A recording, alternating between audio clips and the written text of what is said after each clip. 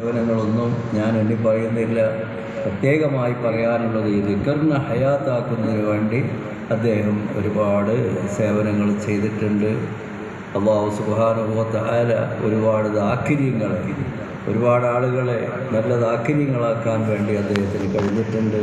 അല്ലാഹു സുബ്ഹാനഹു വ തആല അദ്ദേഹം ചെയ്ത എല്ലാ അമലുകളും, അതുകൊണ്ട് കൂടെ ഉണ്ടായ എല്ലാ നേട്ടങ്ങളും, നിലനിന്ന് പോകുന്ന എല്ലാ കാര്യങ്ങളും അതിൻ്റെയൊക്കെ അല്ലാഹു കബൂൽ ചെയ്ത് അദ്ദേഹത്തിൻ്റെ ഖബറിടത്തിലേക്ക് എത്തിച്ചു കൊടുക്കുമാറാവട്ടെ. അല്ലാഹു അദ്ദേഹത്തിൻ്റെ ദർജ ഉയർത്തി കൊടുക്കുമാറാവട്ടെ. നമുക്കെല്ലാവർക്കും നല്ല വഴിയിൽ ജീവിച്ച് അവസാനം ഈ ലോകത്തോട് യാത്ര പറയുന്ന സമയത്ത് അല്ലാഹുവിൻ്റെ ദിക്റിലും ഫിക്റിലും ശുക്റിലുമായിക്കൊണ്ട് അല്ലാഹു സുബ്ഹാനഹു വ തആല നല്ല ഓർമ്മയോടുകൂടെ